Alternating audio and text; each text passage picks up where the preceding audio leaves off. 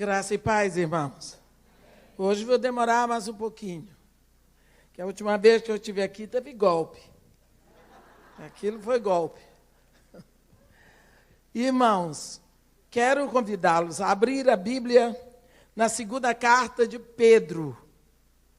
Segunda carta de Pedro, capítulo 1.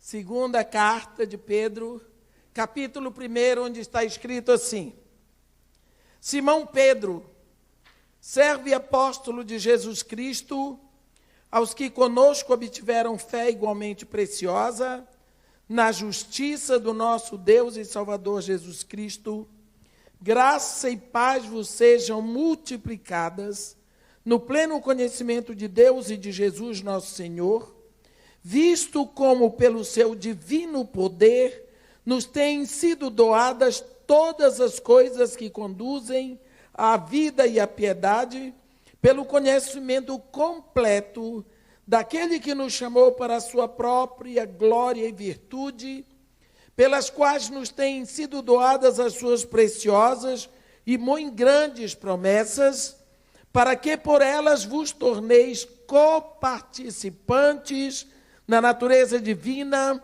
livrando-vos da corrupção das paixões que há no mundo. Por isso mesmo vós, reunindo toda a vossa diligência, associai com a vossa fé a virtude, e com a virtude o conhecimento, e com o conhecimento o domínio próprio, com o domínio próprio a perseverança, com a perseverança a piedade, com a piedade a fraternidade, e com a fraternidade o amor. Porque estas coisas, existindo em vós e em vós aumentando, fazem com que não sejais nem inativos, nem infrutuosos no pleno conhecimento de nosso Senhor Jesus Cristo. Pois aqueles a quem essas coisas não estão presentes é cego, vendo só o que está perto, esquecido da purificação dos seus pecados de outrora. Por isso, irmãos, procurai com diligência cada vez maior confirmar a vossa vocação e eleição, porquanto procedendo assim, não tropeçareis em tempo algum, pois desta maneira é que vos será amplamente suprida a entrada no reino eterno, no nosso Senhor e Salvador Jesus Cristo. Amém. Quando nós lemos esta segunda carta de Pedro, nós temos a impressão que o apóstolo estava interessado em aritmética. Porque aqui ele fala de adição e fala de multiplicação.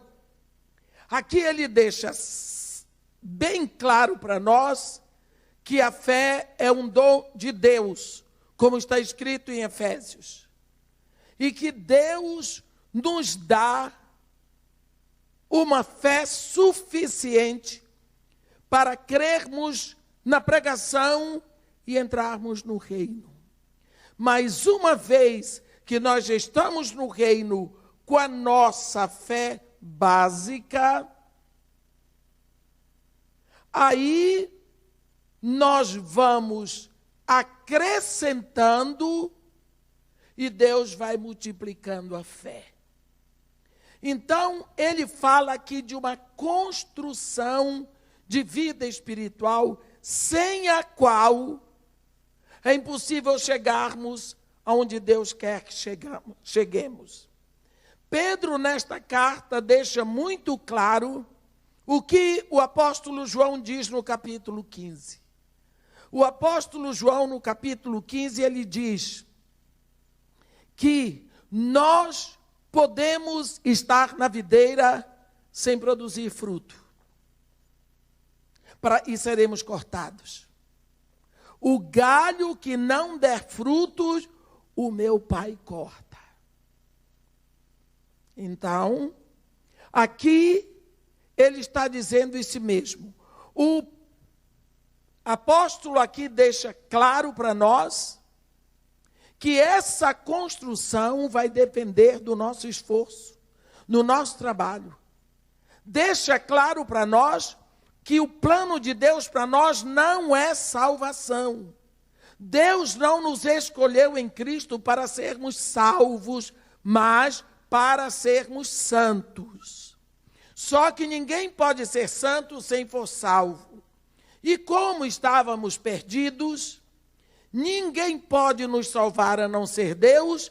Deus vai lá, nos salva. A Bíblia diz que Ele nos transportou das trevas, do império das trevas, para o reino do Filho do seu amor. Uma vez que nós estamos agora no reino, Ele nos salvou. Então agora, Ele nos dá o Espírito Santo para construir isso tudo que está aqui.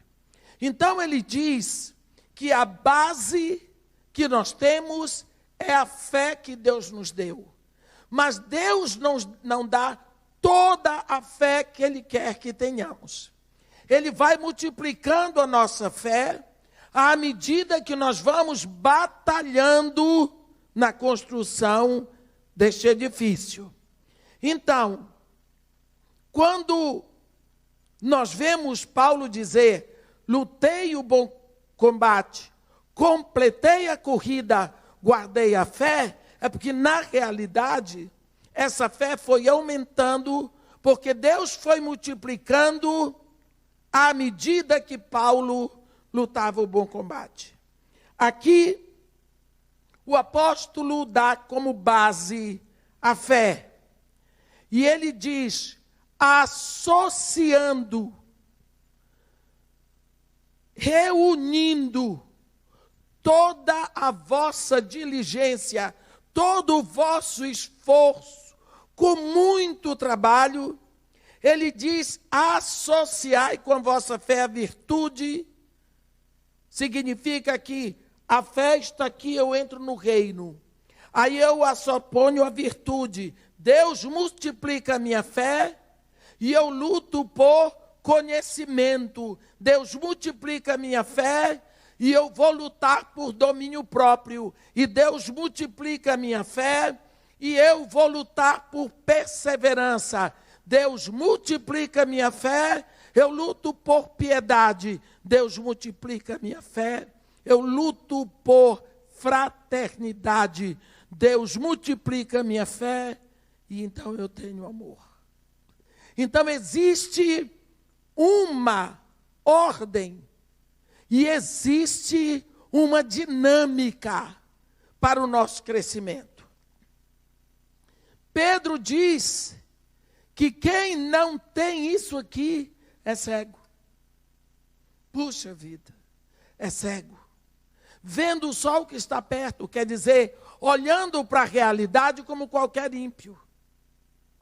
E também está esquecido da purificação dos seus pecados de outrora. Então vamos falar um pouquinho hoje sobre essa construção. Primeiro, nós já vimos que a base é fé. Vamos lutar agora por virtude. A melhor tradução para virtude é excelência moral.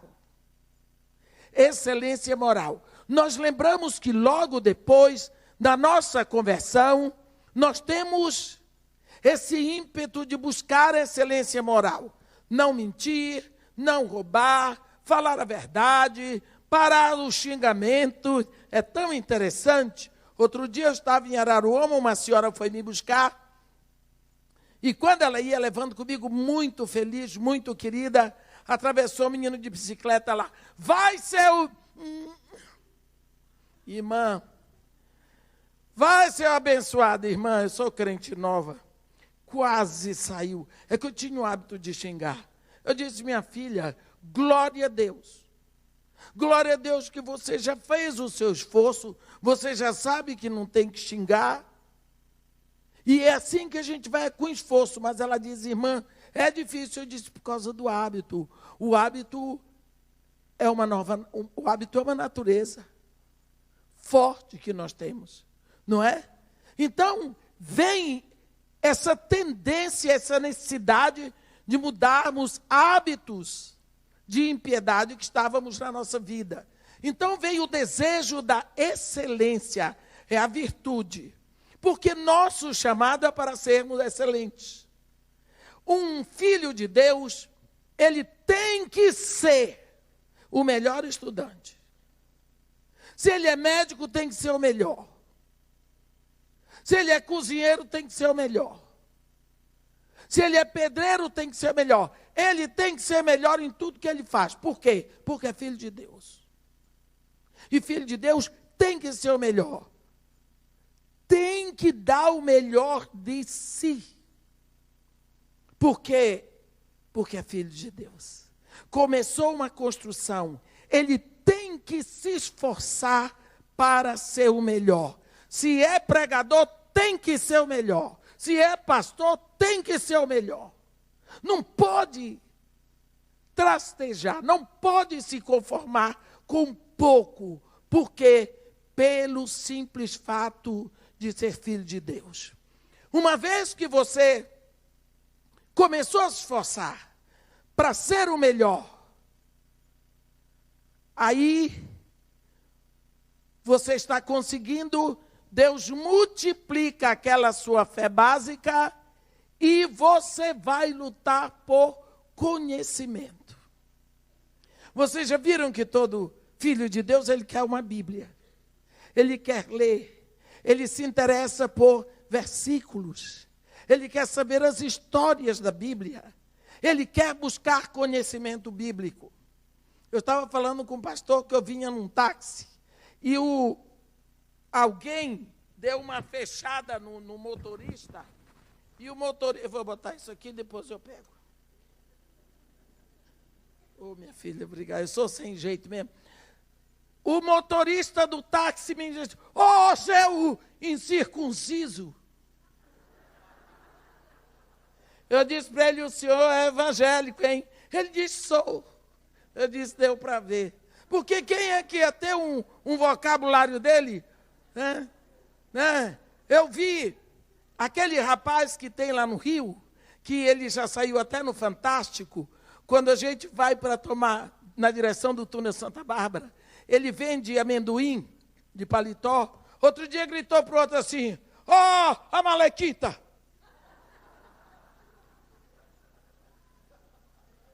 Mas não é engraçado? É um outro linguajar a história.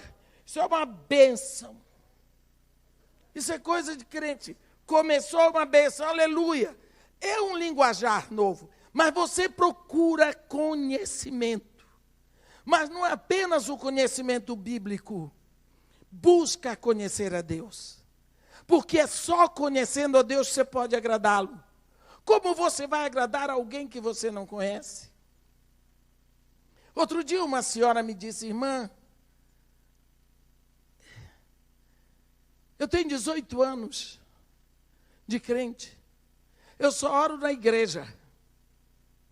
Não oro em casa não, minha filha. Não, em canto nenhum não. Mas eu boto música evangélica, então isso é desculpa de muito crente. Bota música, compra CD, bota música evangélica e acha que orou. Não orou não. Tem nada disso. Ela disse: irmã, não consigo orar. Eu disse para ela: minha filha, você sabe o que vai acontecer com você quando esse corpo aqui cair e você sair daqui para a glória? Sei. Como é que você vai passar a eternidade feliz do lado de uma pessoa com a qual você nunca conversou? Eu, irmã, nunca tinha pensado nisso, a senhora de pensar. Ele disse, Jesus Cristo disse, ele habita na minha casa aqui na terra, eu habito na casa dele lá no céu. Não é? Eis que estou à porta e bato. E se alguém ouvir a minha voz e me convidar, eu entrarei e cearei com ele, e ele comigo.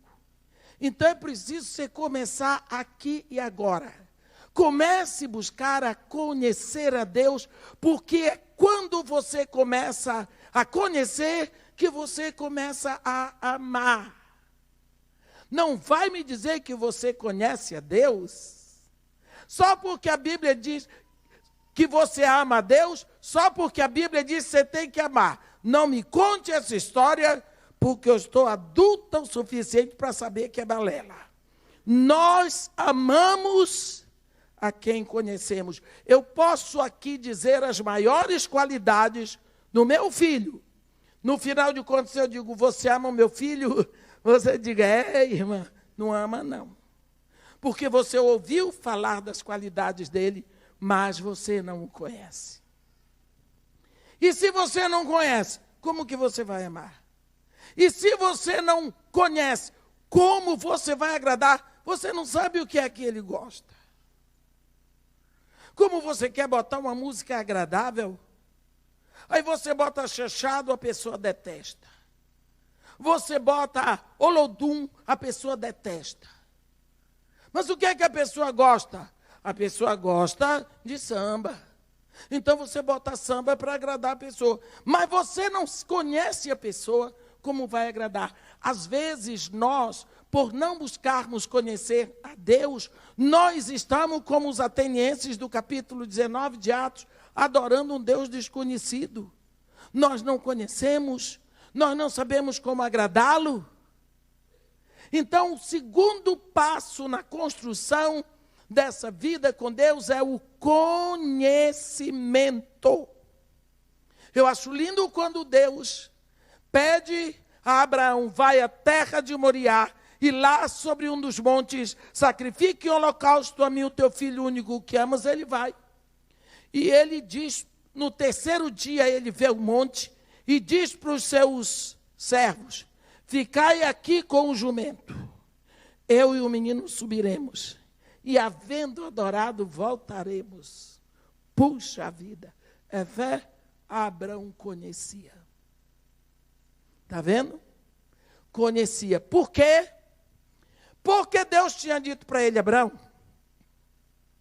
atende a Sara em tudo o que ela te disser, porque é por Isaque que será chamada a tua descendência. Então Abraão sabia, eu posso matar Abraão 1 milhão de vezes, posso matar Isaque 1 milhão de vezes, mas ele não vai ficar na morte, porque Deus me disse que é por Isaque que será chamada a minha descendência. Isaque não teve nenhum filho, portanto Isaque não ficará na morte.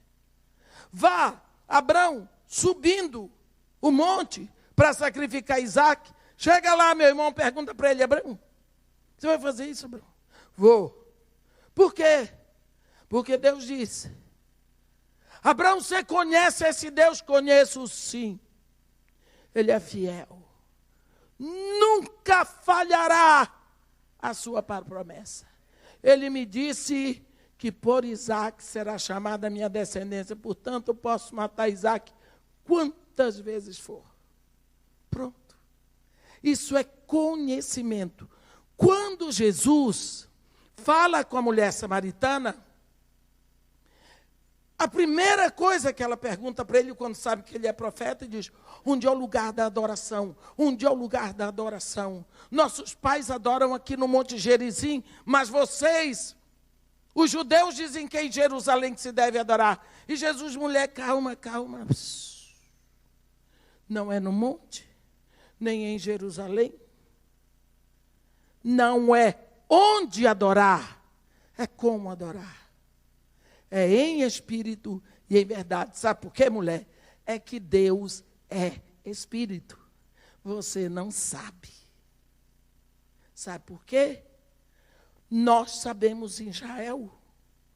Porque nós adoramos o que conhecemos. Vocês adoram o que não conhecem. A salvação vem dos judeus. Entendeu? Até para adorar, tem que conhecer. E às vezes nós não buscamos o conhecimento. Assim que você começa a construção de uma vida com Deus, Ele dá a base, a fé, e você crê na pregação do Evangelho e se entrega a Jesus. Chegou. Agora você vai lutar por excelência na sua vida. Rejeitar toda a mentira, todas as trapaças, Tudo aquilo que você fazia e desagradava a Deus, você não quer mais. Deus multiplica a sua fé. Você vai lutar por conhecimento. Você vai querer conhecer a Deus.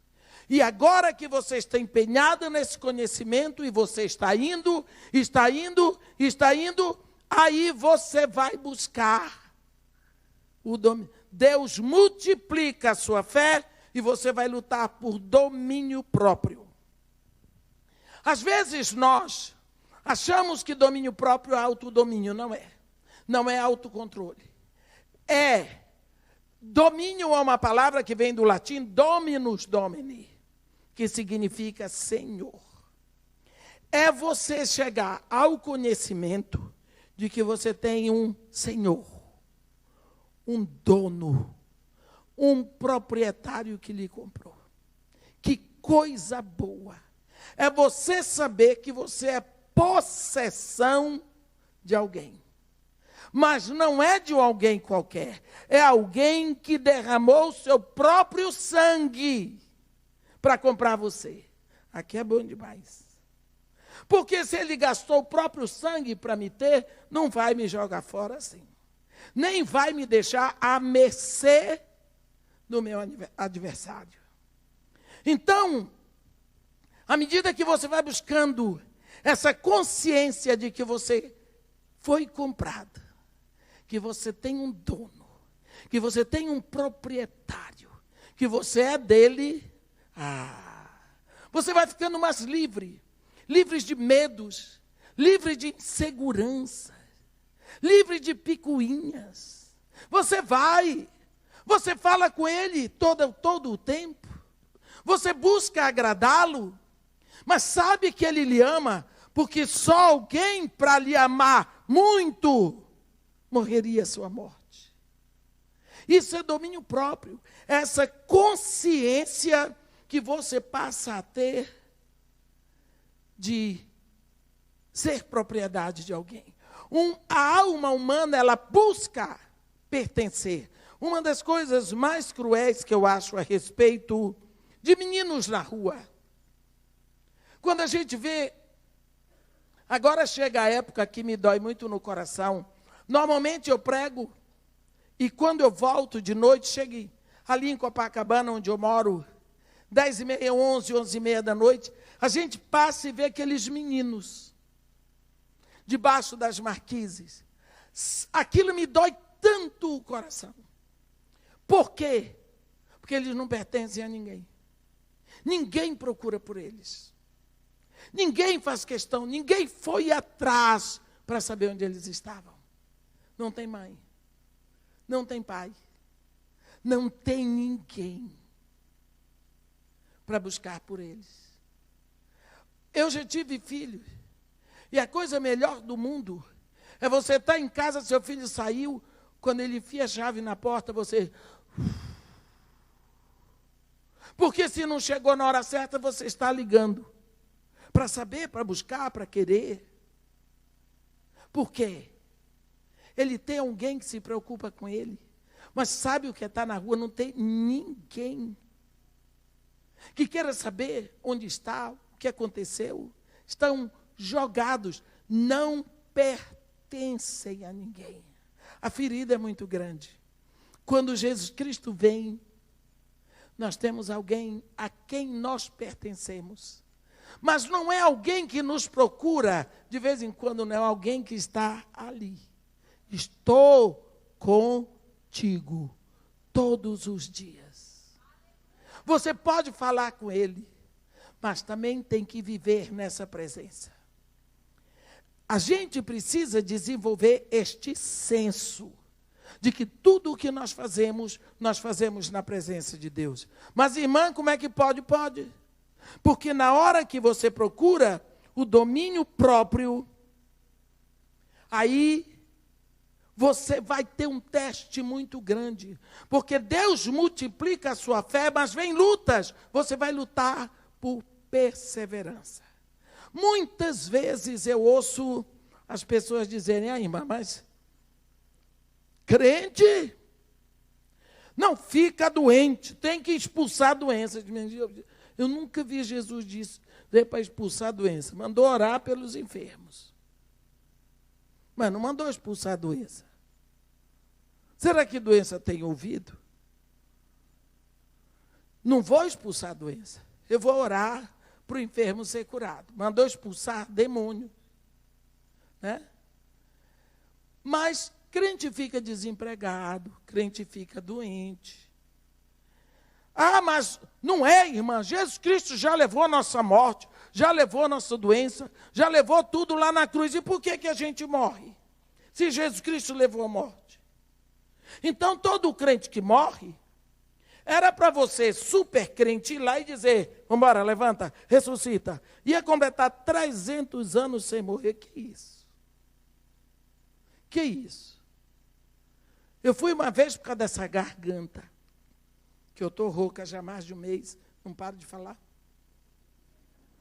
E um médico disse assim para mim, lá em Recife, a senhora conhece a missionária fulana de tal? Eu conheço. Ele disse, pois é. Ela veio aqui e eu fiz o tratamento dela todinho, do estômago. Chegou na televisão, estava assistindo o programa dela, ela disse que Jesus curou, que crente não fica doente, que ela não adoecia porque Deus não deixava. Eu fiquei com uma raiva dela, nunca mais eu atendo ela aqui. Ficou doente, ora e vai para o médico. Ora pelo médico para ele acertar direitinho. Não é não? Mas que maluquice é essa? Nós vamos ter que enfrentar dificuldades, sim. Foi Jesus que disse, neste mundo tereis aflições. Ele não disse alguns teremos problemas. Não. Neste mundo tereis aflições. E se Jesus diz, está dito. Não tem para onde correr. Mas tem uma notícia boa. Tem de bom ânimo. Eu venci o mundo. Isso é que é bom. Sabe quando o salmista diz assim, o Senhor é o meu pastor, nada me faltará. Eu gostava desse salmo desde pequena. É o primeiro salmo, normalmente, que a gente aprende, né? E como o papai só fazia o culto conosco em inglês em casa, todo mundo aprendia inglês. Então, eu aprendi esse salmo em inglês. Um dia eu entro no ônibus, lá na Avenida Copacabana, para ir para o centro. Sabe quando você entra no ônibus, verãozão, 11 horas da manhã, que você entra no ônibus, o ônibus está vazio, mas o ônibus tem ar-condicionado? Entrei, me apropriei logo de 2 cadeiras e me espichei. Ai! E botei a mão assim na janela, olhei para aquele céu azul carioca, e brotou no meu coração, o Senhor é o meu pastor, e nada me faltará. Tomei um susto, depois de 50 anos, ou 60, eu não sei. Aquele salmo brotou, o Senhor meu pastor, nada mesmo, nem dor, nem aflição, nem alegria, nada me faltará. Vai ter direito a tudo. Aí, o salmista diz assim, ainda que eu ande no vale da sombra da morte, é isso que ficou para nós. Serpente pica, pica. A sombra da serpente não pica ninguém, mas assusta. O leão avança, avança, mas a sombra do leão assusta, mas não avança. Não é não? Você está aqui, passa um carro lá, a sombra vem e você diz, e o carro vai passar por cima de mim. A sombra já passou. Se o carro passasse por cima de você, arrebentava, mas foi só a sombra. Sabe? Quando você tem Jesus como Senhor, dono, proprietário, a morte virou uma sombra porque você tem vida eterna. Acabou! Acabou! Glória a Deus, se você tem o domínio próprio, vá trabalhando o domínio próprio. Eu tenho um dono, eu tenho um proprietário, eu tenho um senhor, me comprou, pagou meu preço todinho, está tudo pago, resolvido, né? Deus multiplica a sua fé e na hora da perseverança, você faz que nem Davi. Eu gosto de Davi. Davi, coitado, com 5 pedrinhas na mão, olhou para a testa do gigante e disse: tu vens para mim com escudo e com flecha? Com lança? Eu vou para ti em nome do Senhor dos Exércitos. Coitado, era a única coisa que ele tinha. Pegou uma pedrinha, mirou o testão do gigante. A pedrinha entrou. E o gigante tubiou, caiu, ele correu lá. Quer dizer, ele estava seguro. Porque ele tinha uma experiência com Deus. Ele disse para Saul: teu servo aqui, estou acostumado. Esse Deus, esse Senhor, ele já me livrou de leão, já me livrou de urso, e contou a história dele. Já tomei ovelha da boca de leão, tomei. O Senhor, o meu dono, me livrou do leão e do urso. Esse circunciso filisteu é pinto. Vou lá. E foi e mostrou. Eu não preciso de arco e flecha, eu não preciso de lança, eu não preciso de escudo, eu não preciso de armadura. Por que que ele foi nessa certeza? Porque ele tinha experiência. Você não pode querer ter essa fé e essa segurança na hora da batalha. Você tem que desenvolver todos os dias um pouco. Todos os dias um pouco. Quando chegar na hora da luta, você está firme, você tem experiência, você já viu acontecer, você amadureceu. É através das lutas que Deus fortalece os músculos da nossa fé. E quando chega na hora da luta, você vai com tudo. O valor das dificuldades que passamos é por isso. É para que na hora decisiva nós estejamos prontos. Eu sou uma pessoa que sofro desde que sou pequena, porque nascer mulher pobre, de pais que não são casados, negra, numa cidadezinha pequena, é, como diz outro, é covardia. Estou aqui. Na favela, meu nome encabeçou sempre as listas de extermínio. Estou aqui. Porque nessas lutas eu aprendi, só pode ser Deus. Foi Deus que me livrou. Foi Deus que me livrou. Mais uma, nota 10 para o senhor. Senhor, eu aprendi que é Ele que me livra. Eu tenho certeza.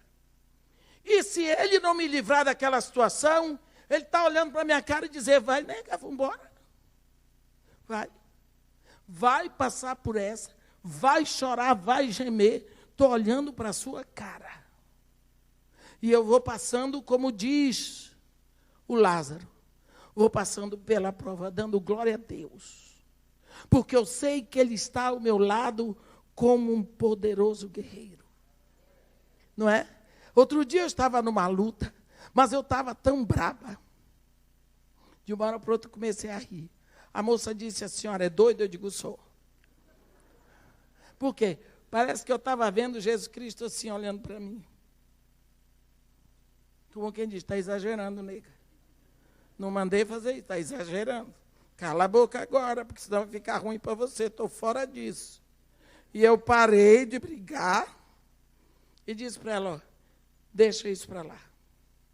Ela não entendeu nada, mas eu sabia o que ele estava fazendo. Eu sabia o que ele estava fazendo. Não é? Ele também sempre sabe o que faz. A coisa melhor do mundo é você trabalhar para descobrir que Jesus Cristo, quando deu a vida para você lá no Calvário, não foi de brincadeira, não. Ele quer que você saiba que Ele é seu dono, que Ele pagou o preço por você, que Ele lhe comprou. Então, pare de reclamar as coisas. Ou você é propriedade dele ou não é. É você que vai decidir. Mas como é que eu faço para ser propriedade de Jesus? Se renda. Desculpe, renda-se. E proclame a autoridade dele, diga que quer. Acabou. E creia e comece a construir. Aí Deus multiplica a sua fé e você vai lutar pela piedade. Piedade é uma maravilha. O que é piedade? Tem gente que acha que para ter uma vida pia, ele tem que viver assim. Mangas compridas, cabelos compridos, pernas cabeludas, não bota batom, não bota não sei o quê. Tem nada a ver com piedade. Não tem nada a ver. Piedade é uma qualidade que leva você a desenvolver todos os seus momentos na presença de Deus.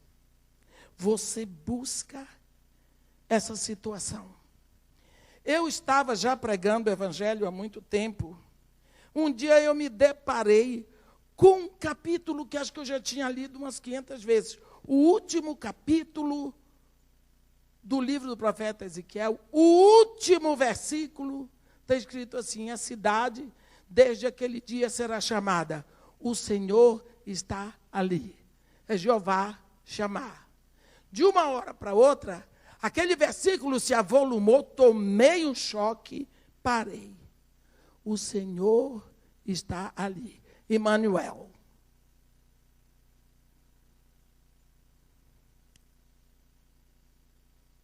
Naquela hora, o Deus que eu aqui no púlpito dizia, Deus é onipresente, era balela. Eu dizia para os outros, mas não estava na minha vida. Deus só estava presente quando eu queria. Por quê? Se Deus está presente, e você acredita que Deus está presente, você vai fazer alguma safadeza? Você faz porque está escondido. Não é? Quando a gente quer fazer safadeza, a gente se esconde de todo mundo. Só que Deus diz, ei, estou aqui. Não tem como você dizer para o Espírito Santo assim, Espírito Santo, você dá licença que eu vou ali fazer uma safadezinha. Não tem. Está aí uma coisa que não dá. E olha, quando você descobre que não dá, avisa ele, pronto.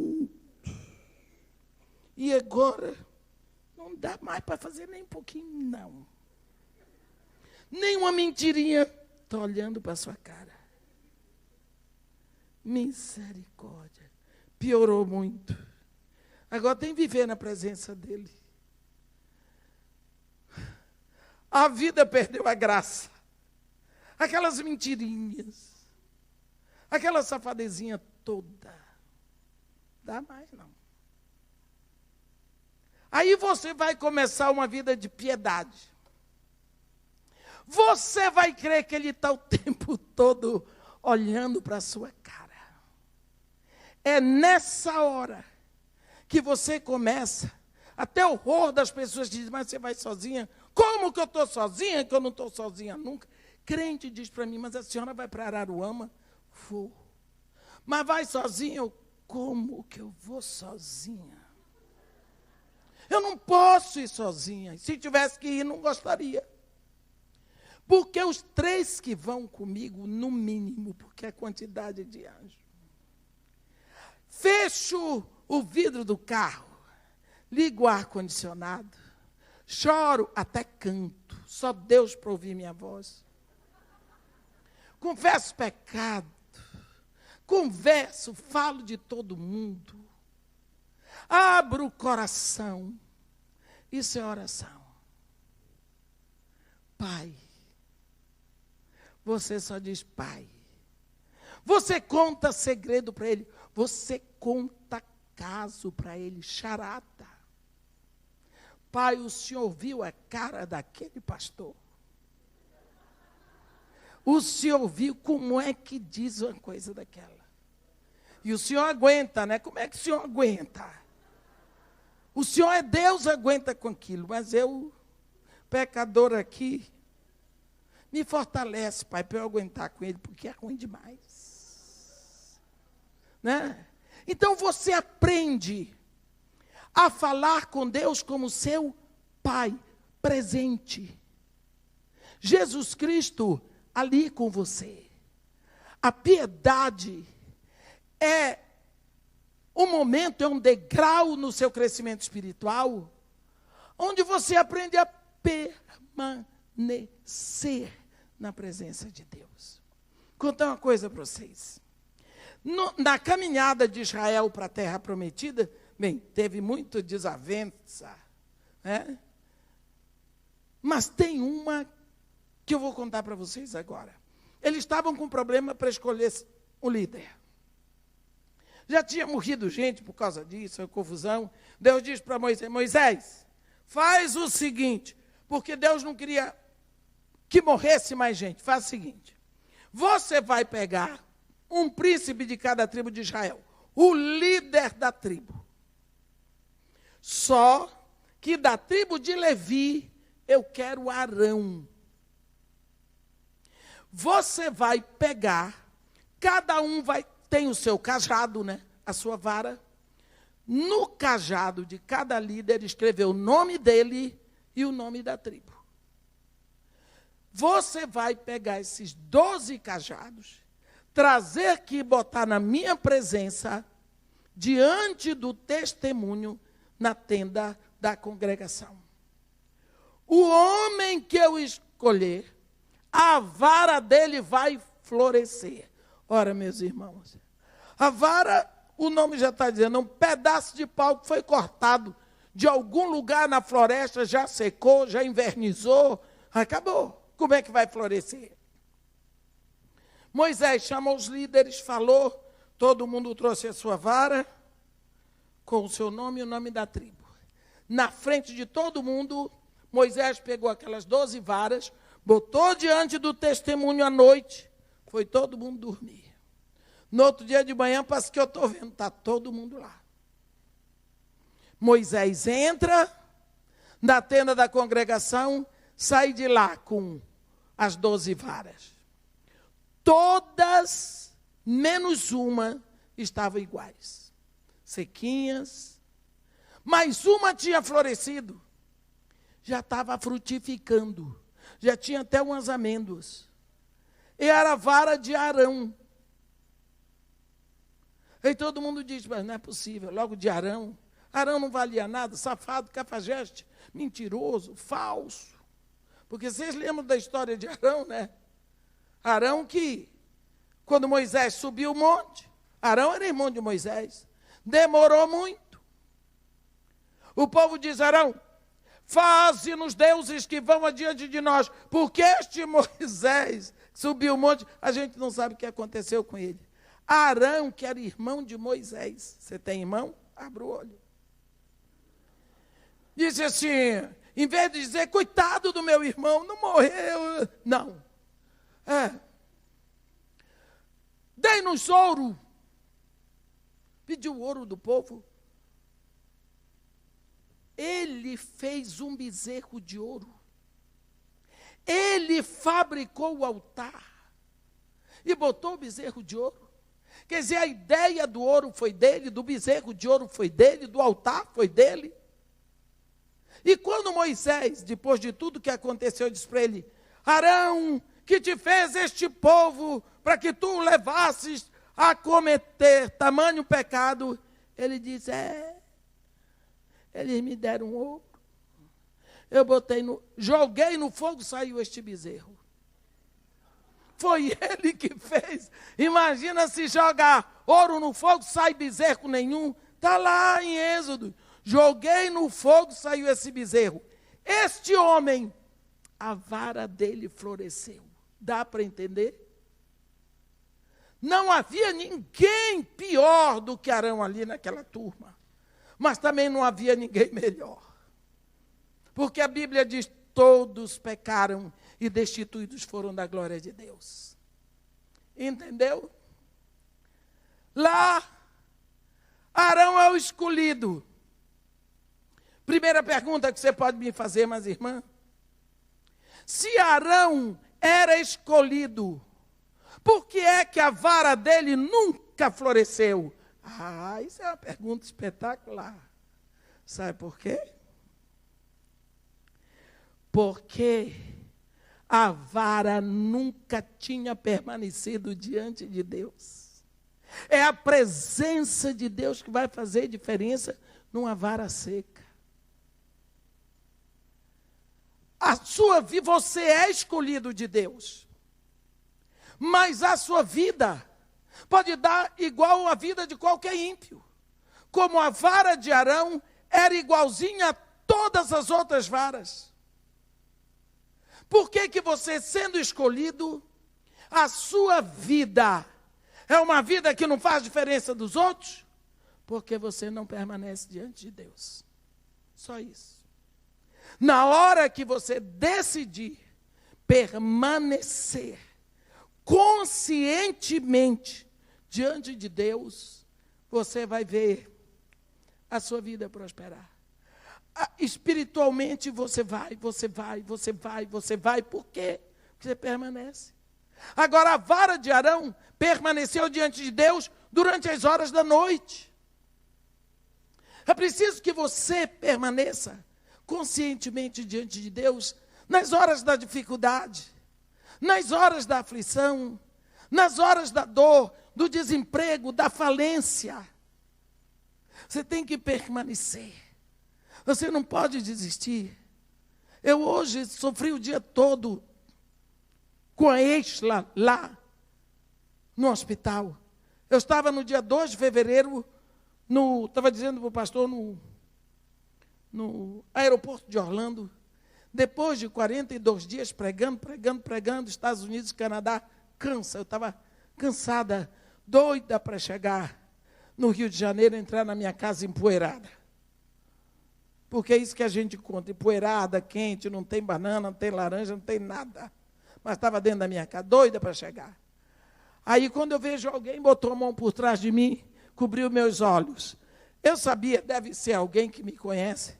Eu disse, diga logo quem é, senão eu vou dar uma mordida. Peguei na mão assim, ela me deu um abraço. Ela estava vindo no mesmo avião que eu, ela e o marido, a gente ficou ali conversando, vínhamos. Ela disse, nem sabe. Eu estou aqui com meu marido, meus filhos foram ontem, os dois, felizes da vida, porque nunca tinham viajado sozinhos, nunca estiveram sozinhos, sempre conosco. Penso que é isso. E nós aqui preocupados, mas eles já chegaram. E ela estava vindo para casa, assim, ela e o marido, para ver se realmente os meninos estavam bem. Quer dizer, preocupação de pai e mãe. Né? Agora o menino está 17 anos, entrando na universidade. Ela vê o filho dela lá no isolamento, meningite, desenganado. Você pensa o que essa família está passando desde anteontem. Pense a dor. A gente não tem para onde ir. Porque ela e o marido, eles são servos do Deus que opera milagres. E eles estão precisando de um milagre que só Deus pode operar. Mas pode ser que Deus diga, não vou operar milagre nenhum. E eles têm que continuar adorando esse Deus. Por quê? Porque é esse o Deus a quem servimos. Porque nós não sabemos do que Deus está livrando essa família e esse menino. E esse menino é de Deus. Não é deles? Mas eu sei a praia onde ela está passando. Porque eu já enterrei minha filha. E ano passado enterrei a outra, que era do coração. Então isso angustia a alma da gente. E quando a gente permanece diante de Deus, a gente fica falando, Deus, o tempo todo, Senhor, Tu estás ali.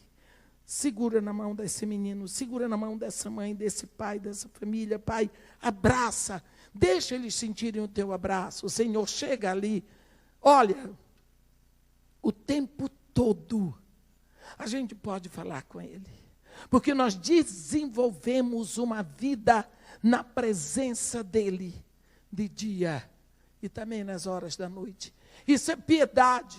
Você passa a fazer as coisas como o profeta Elias disse para Acabe: Rei, Deus em cuja presença eu me encontro. Quer dizer, ali estava o rei Acabe, o profeta Elias, e ele disse: o que importa aqui é a presença de Deus. Deus em cuja presença eu me encontro. Então, quando você estiver falando com uma pessoa, o que importa é que Deus está ali. Não é aquela pessoa. Aquela pessoa vem depois. Mas é Deus em cuja presença eu me encontro. Você aprende a viver numa outra dimensão. Por quê? Porque você desenvolveu piedade. E quando você desenvolve essa piedade, você está capacitado a viver o tempo todo na presença de Deus, Deus multiplica a sua fé e você vai buscar a fraternidade. É a capacidade de olhar para todas as pessoas e saber que você tem que tratá-los com irmãos que estão ligados a você pelo mesmo sangue, o sangue de Jesus. Mas, irmã, fulano é macumbeiro. Eu digo, Paulo era assassino, mas daqui a pouco não era mais. Você não sabe a que horas Deus vai chamar um macumbeiro do seu lado, a prostituta que está na esquina, o ladrão lá da Lava Jato.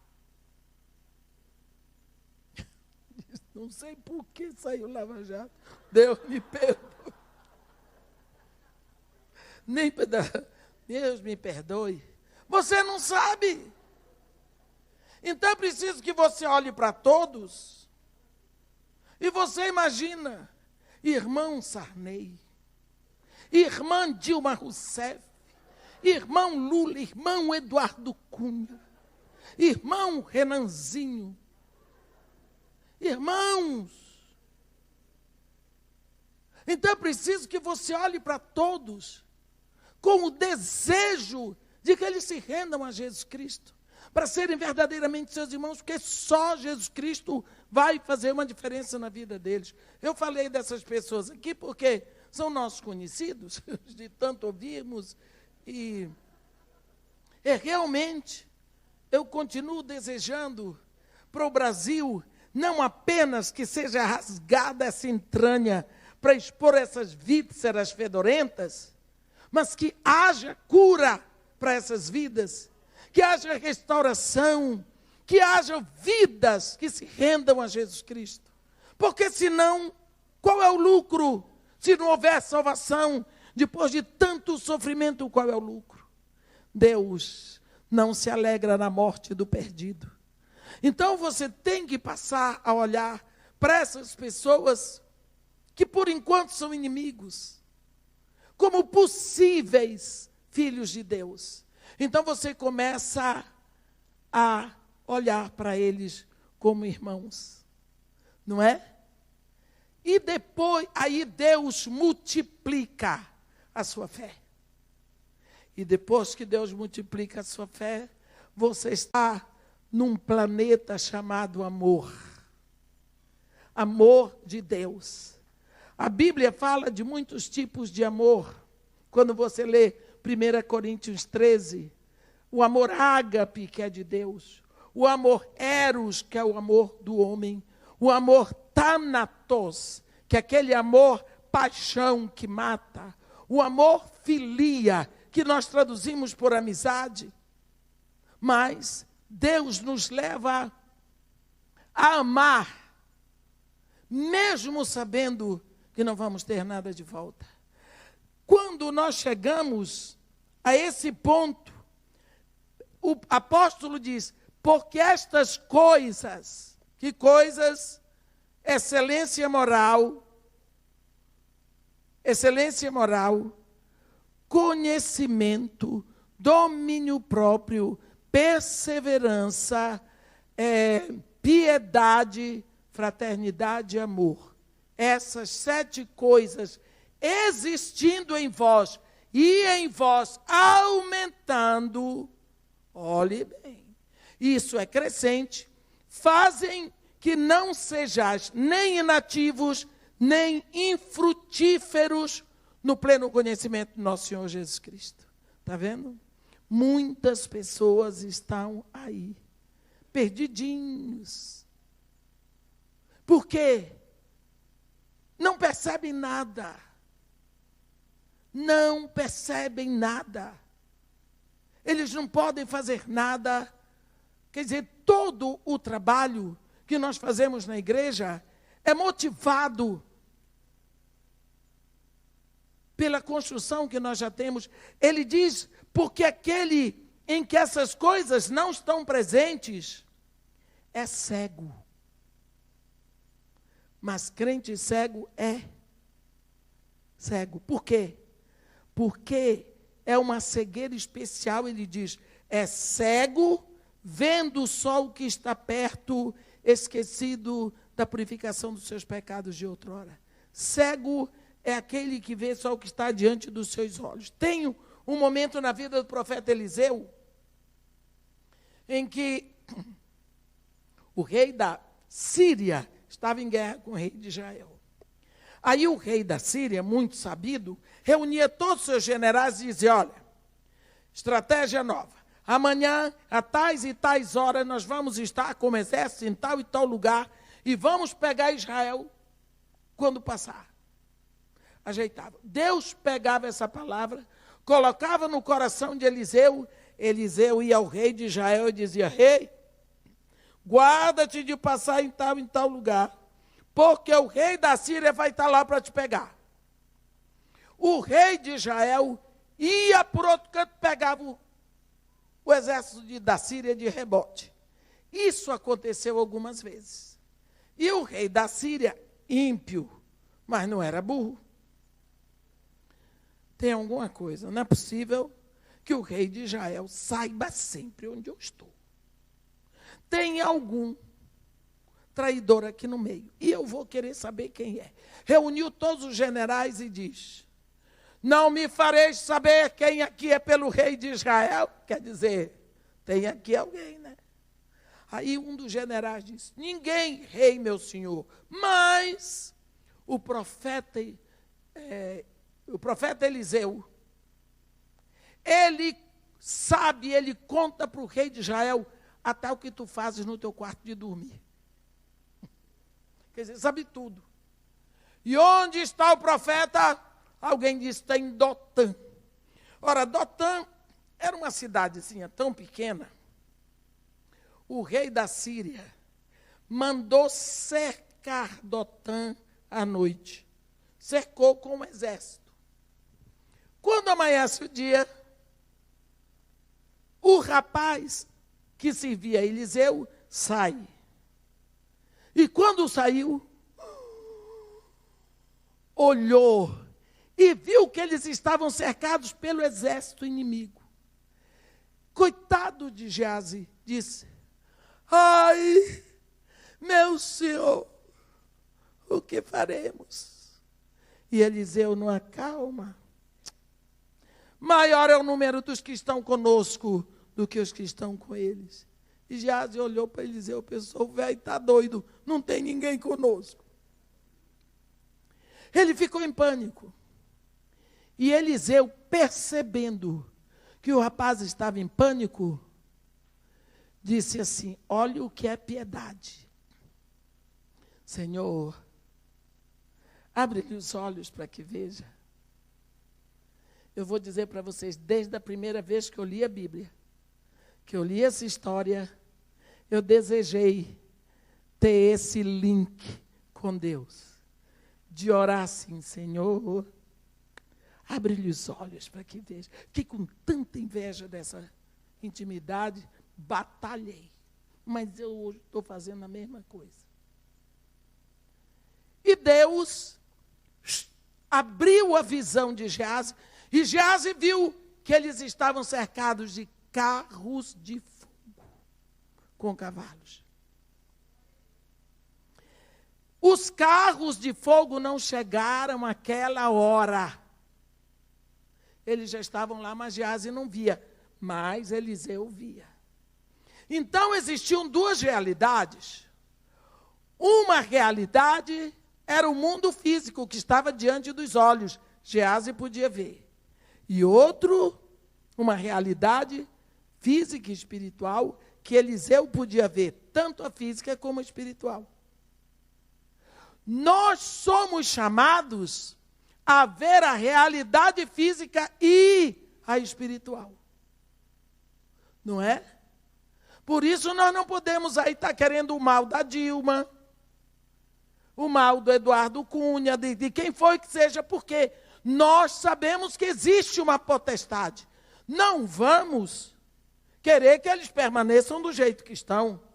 Nem vamos dizer que eles estão certos, coitadinhos, não são coitadinhos. Eles são responsáveis pelo que fizeram e pelo que fazem. Mas não podemos odiá-los. Pedir a Deus misericórdia na vida deles, para que um dia não venham a morrer do jeito que estão. Então, a Bíblia diz que quando nós não lutamos para buscar excelência moral, conhecimento, domínio próprio, perseverança, piedade, fraternidade e amor, nós nos tornamos cegos. Biblicamente, aqui, cego é aquele que só vê a realidade física como qualquer ímpio, vendo só o que está perto. E, além do mais, é esquecido da purificação dos seus pecados. Essas pessoas, assim, eles tratam o sangue de Jesus com leviandade, porque o sangue de Jesus já foi derramado uma vez para lhe purificar, mas torna-se sujar para ser limpo de novo. Torna-se sujar, quer dizer, virou leviandade o sangue do Filho de Deus. E ele diz mais: por isso, procurai com zelo, irmãos, com diligência cada vez maior, confirmar a vossa vocação e eleição, porquanto, procedendo assim, não tropeçareis em tempo algum. Pois desta maneira é que vos será amplamente suprida a entrada no reino eterno, no nosso Senhor e Salvador Jesus Cristo. Então, plano de Deus para nós, que haja uma caminhada com esforço, não para a salvação. Para a salvação não podemos fazer nada, mas para a caminhada da santificação. É com esforço, com diligência, com luta, que nós vamos chegar lá. Mas a Bíblia diz que se a gente não se esforçar, vai ficar tropeçando. Tropeçando. Tem pessoas que acham que podem chegar lá através de desvios. Não. Não vai chegar lá através de desvios. Tem que seguir esses passos. Tem que andar com Jesus. Tem que se render e se esforçar por uma vida reta. Conhecimento do Pai. Aceitar que você tem um dono, que você foi comprado, que você... A vida é minha, é nada. Procurar piedade, fraternidade, amor. Amém? Que Deus nos abençoe e nos guarde. Que faça chover sobre nós as bênçãos que estamos precisando, o fortalecimento, para que nós possamos caminhar de acordo com a vontade do nosso Pai e do nosso Senhor querido, Jesus Cristo. Ó Senhor Deus, nosso Pai, Senhor, Tu és santo. A tua palavra diz que os 4 seres viventes estão diante do teu trono, cheios de olhos por dentro e por fora. E por toda a eternidade, eles não se cansam de proclamar, nem de dia, nem de noite: Santo, Santo, Santo é o Senhor. Toda a terra está cheia da tua glória. Pai querido, como nós queremos ouvir essas vozes. A eternidade, o universo está impregnado desse clamor. Faz que possamos afinar os ouvidos do nosso coração e nos unirmos a esses seres que proclamam a tua santidade. Mas apesar de tão santo, tão excelso, tu estás aqui agora. Tu és o nosso Pai. Cria no nosso coração uma disposição, Senhor, de viver diante de Ti, de desenvolver todos os nossos minutos na Tua presença, para poder levar vida que Te satisfaça, para que Tu Te agrades cada vez mais de nós. Isso é o que nós Te pedimos e Te agradecemos em nome de Jesus. Amém.